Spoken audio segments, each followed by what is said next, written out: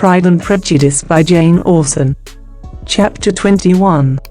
The discussion of Mr. Collins's offer was now nearly at an end, and Elizabeth had only to suffer from the uncomfortable feelings necessarily attending it, and occasionally from some peevish allusions of her mother. As for the gentleman himself, his feelings were chiefly expressed, not by embarrassment or dejection, or by trying to avoid her, but by stiffness of manner and resentful silence. He scarcely ever spoke to her, and the assiduous attentions which he had been so sensible of himself were transferred for the rest of the day to Miss Lucas, whose civility in listening to him was a seasonable relief to them all, and especially to her friend. The morrow produced no abatement of Mrs. Bennet's ill humour or ill health. Mr. Collins was also in the same state of angry pride. Elizabeth had hoped that his resentment might shorten his visit, but his plan did not appear in the least affected by it. He was always to have gone on Saturday, and to Saturday he meant to stay. After breakfast, the girls walked to Meryton to inquire if Mr. Wickham were returned, and to lament over his absence from the Netherfield ball. He joined them on their entering the town, and attended them to their aunt's, where his regret and vexation, and the concern of everybody, was well talked over. To Elizabeth, however, he voluntarily acknowledged that the necessity of his absence had been self-imposed. "I found," said he, as the time drew near, "that I had better not meet Mr. Darcy. That to be in the same room, the same party with him for so many hours together, might be more than I could bear, and that scenes might arise unpleasant to more than myself." She highly approved his forbearance, and they had leisure for a full discussion of it, and for all the commendation which they civilly bestowed on each other, as Wickham and another officer walked back with them to Longbourn, and during the walk he particularly attended to her. His accompanying them was a double advantage. She felt all the compliment it offered to herself, and it was most acceptable as an occasion of introducing him to her father and mother. Soon after their return, a letter was delivered to Miss Bennet. It came from Netherfield. The envelope contained a sheet of elegant, little, hot-pressed paper, well covered with the lady's fair, flowing hand. And Elizabeth saw her sister's countenance change as she read it, and saw her dwelling intently on some particular passages. Jane recollected herself soon, and putting the letter away, tried to join with her usual cheerfulness in the general conversation. But Elizabeth felt an anxiety on the subject which drew off her attention even from Wickham. And no sooner had he and his companion taken leave, than a glance from Jane invited her to follow her upstairs. When they had gained their own room, Jane, taking out the letter, said, "This is from Caroline Bingley. What it contains has surprised me a good deal. The whole party have left Netherfield by this time, and are on their way to town, and without any intention of coming back again. You shall hear what she says." She then read the first sentence aloud, which comprised the information of their having just resolved to follow their brother to town directly, and of their meaning to dine in Grosvenor Street, where Mr. Hurst had a house.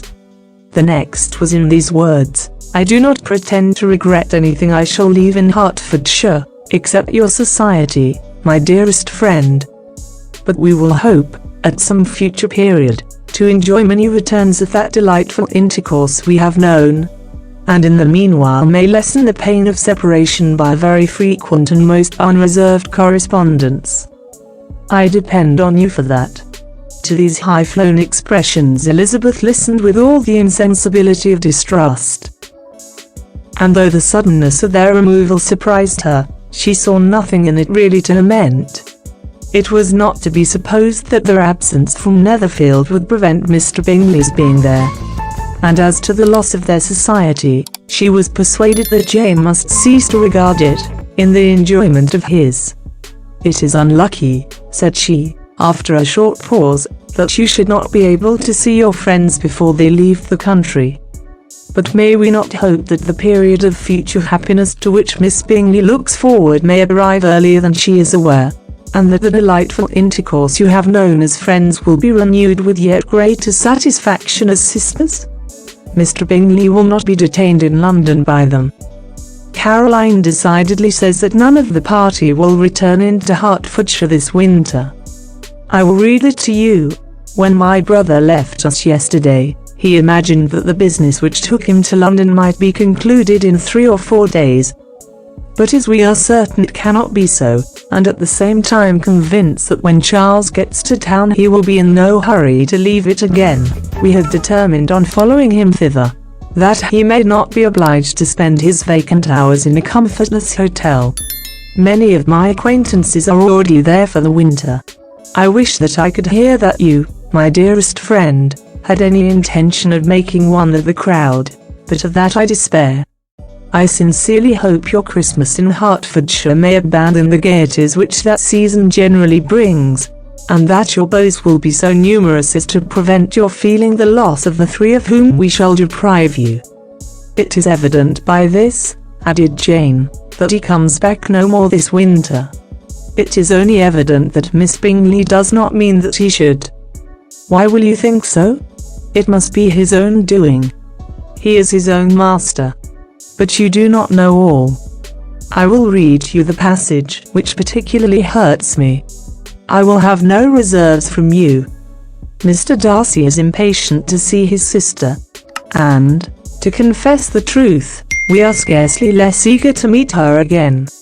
I really do not think Georgiana Darcy has her equal for beauty, elegance, and accomplishments, and the affection she inspires in Louisa and myself is heightened into something still more interesting, from the hope we dare entertain of her being hereafter our sister.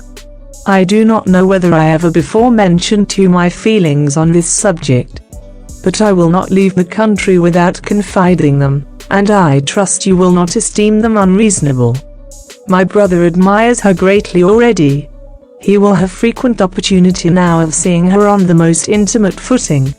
Her relations all wish the connection as much as his own.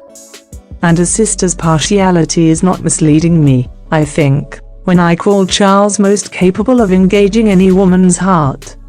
With all these circumstances to favour an attachment, and nothing to prevent it, am I wrong, my dearest Jane, in indulging the hope of an event which will secure the happiness of so many?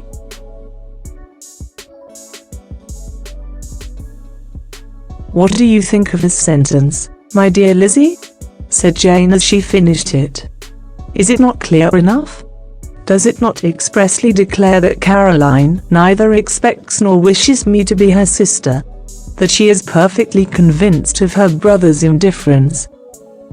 And that if she suspects the nature of my feelings for him, she means, most kindly, to put me on my guard? Can there be any other opinion on the subject? Yes, there can. For mine is totally different. Will you hear it? Most willingly. You shall have it in a few words. Miss Bingley sees that her brother is in love with you, and wants him to marry Miss Darcy. She follows him to town in hope of keeping him there, and tries to persuade you that he does not care about you. Jane shook her head. Indeed, Jane, you ought to believe me. No one who has ever seen you together can doubt his affection. Miss Bingley, I am sure, cannot. She is not such a simpleton.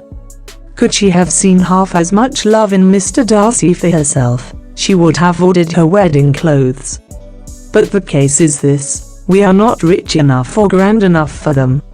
And she is the more anxious to get Miss Darcy for her brother, from the notion that when there has been one into marriage, she may have less trouble in achieving a second. In which there is certainly some ingenuity, and I dare say it would succeed, if Miss Devereux were out of the way. But, my dearest Jane, you cannot seriously imagine that because Miss Bingley tells you her brother greatly admires Miss Darcy, he is in the smallest degree less sensible of your merit than when he took leave of you on Tuesday, or that it will be in her power to persuade him that, instead of being in love with you, he is very much in love with her friend. If we thought alike of Miss Bingley, replied Jane, your representation of all this might make me quite easy. But I know the foundation is unjust. Caroline is incapable of wilfully deceiving anyone. and all that I can hope in this case is that she is deceiving herself." "That is right. You could not have started a more happy idea, since you will not take comfort in mine. Believe her to be deceived, by all means. You have now done your duty by her, and must fret no longer. But, my dear sister, can I be happy, even supposing the best, in accepting a man whose sisters and friends are all wishing him to marry elsewhere? You must decide for yourself," said Elizabeth. "And if, upon mature deliberation, you find that the misery of disobliging his two sisters is more than equivalent to the happiness of being his wife, I advise you by all means to refuse him." "How can you talk so?" said Jane, faintly smiling.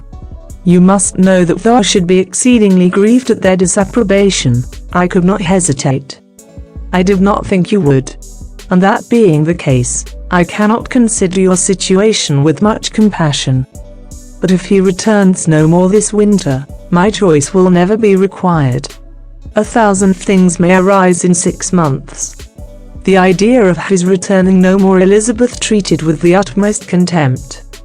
It appeared to her merely the suggestion of Caroline's interested wishes, and she could not for a moment suppose that those wishes, however openly or artfully spoken, could influence a young man so totally independent of everyone.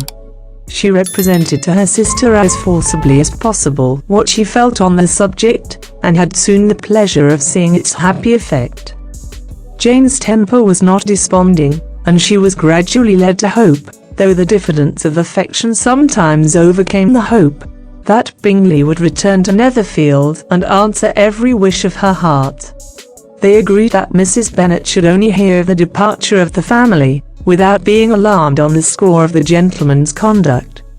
But even this partial communication gave her a great deal of concern, and she bewailed it as exceedingly unlucky that the ladies should happen to go away just as they were all getting so intimate together. After lamenting it, however, at some length, she had the consolation that Mr. Bingley would be soon down again and soon dining at Longbourn, and the conclusion of all was the comfortable declaration that though he had been invited only to a family dinner, she would take care to have 2 full courses.